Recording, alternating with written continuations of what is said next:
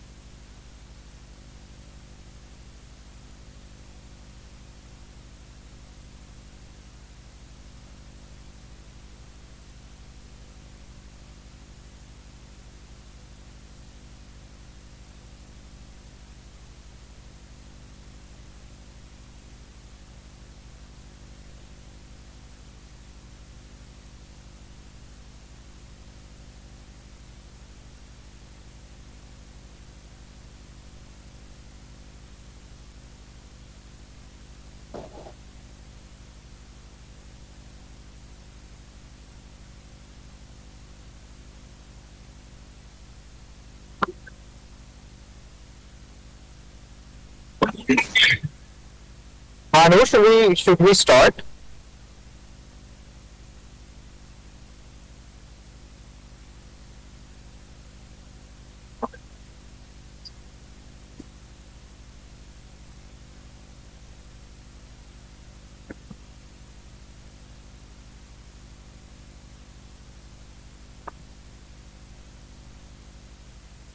Can everybody hear me?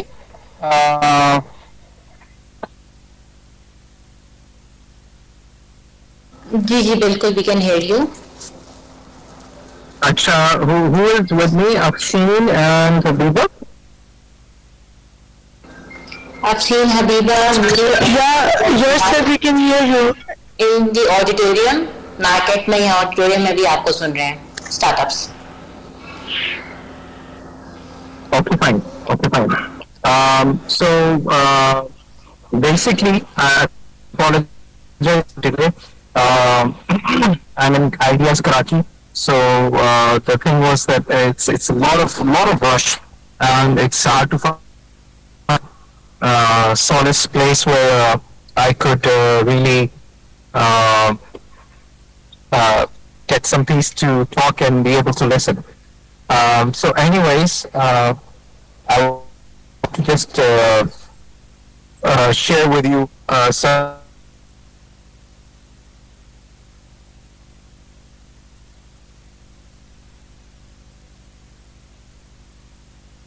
rapid prototyping, especially in the technical world, I wanted to share with you. Basically, when you're looking at prototyping or reverse engineering, and when you are looking into redesigning or mimicking already made products, the main key area that you should be,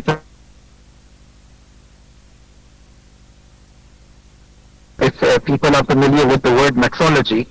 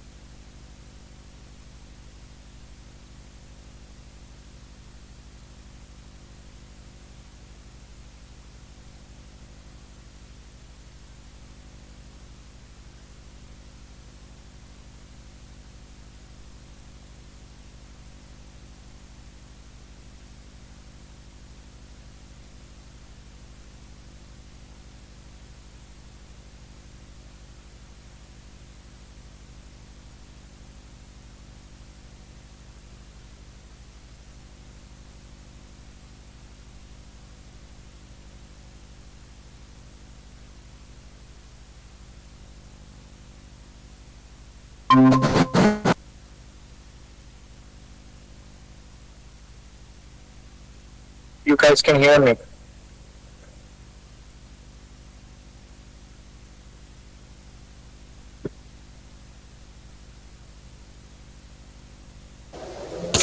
Yes sir, we can hear you.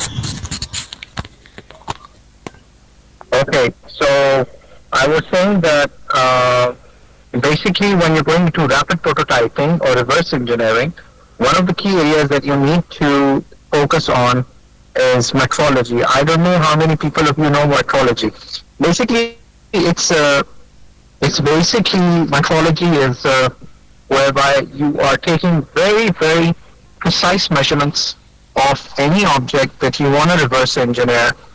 It can be through manual measurements or it could be through 3D scanning. And people prefer 3D scanning these days is because the precision and the accuracy of 3D scanning is a lot more than the way they used to do it before in the earlier days. Now with conventional 3D scanning, you can measure products to down to 0.01 0.001 inch accuracy, which is pretty accurate for all practical purposes.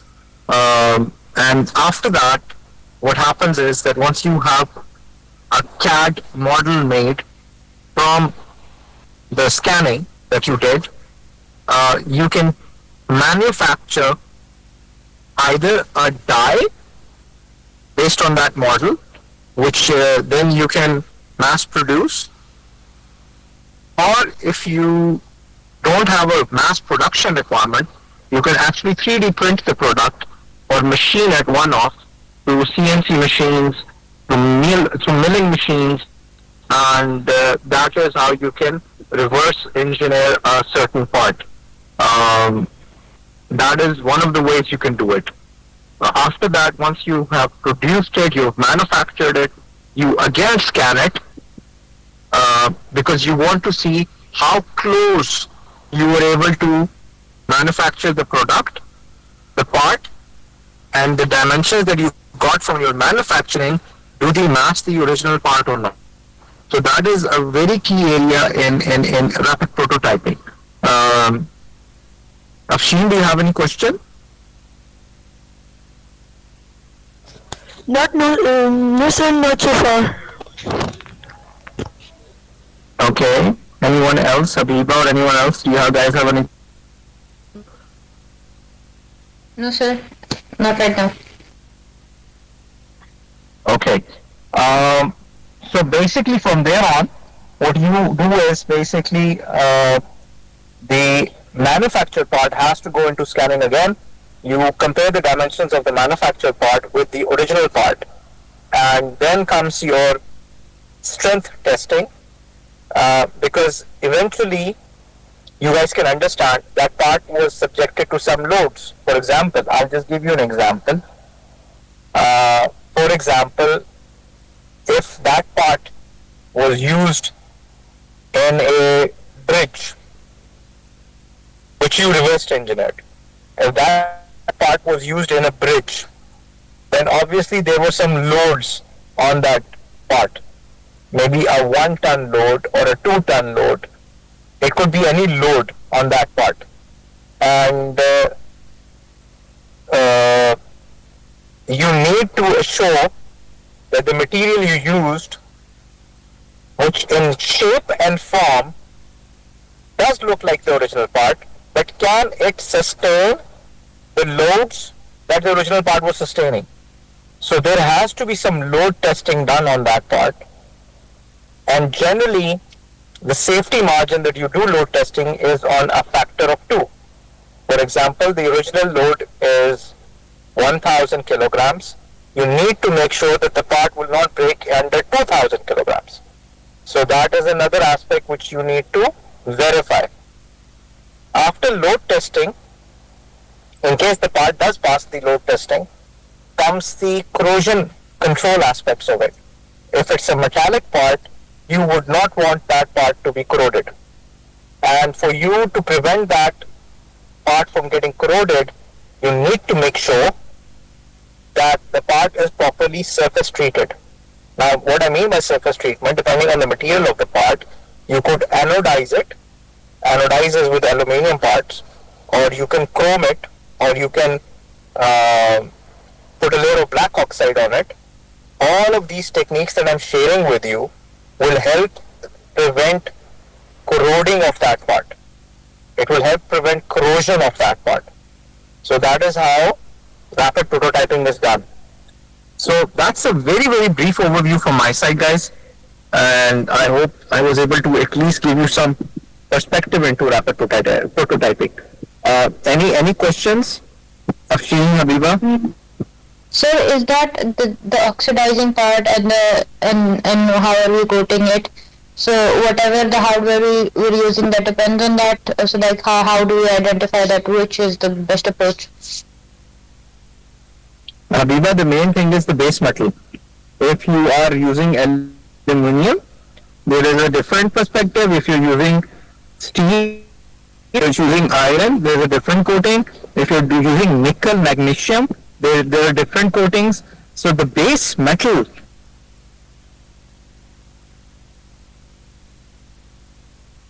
coating with. Okay.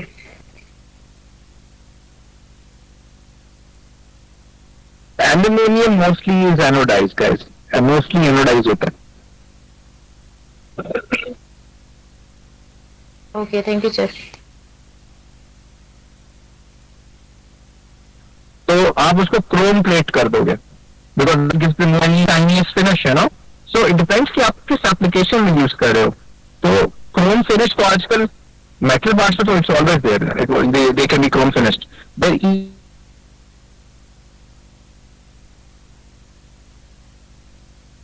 something that is they look like a metal part, but actually if you touch it and you feel it's a plastic, you know.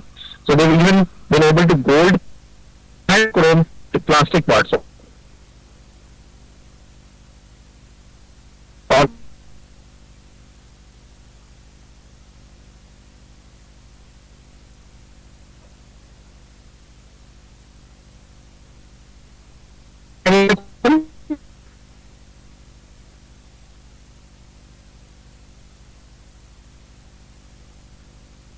Guys, thank you so much for giving me this time to speak with you. Delay, I was caught, but inshallah, Islamabad we have a face-to-face lecture. Inshallah, sir. Allah Hafiz. Take care.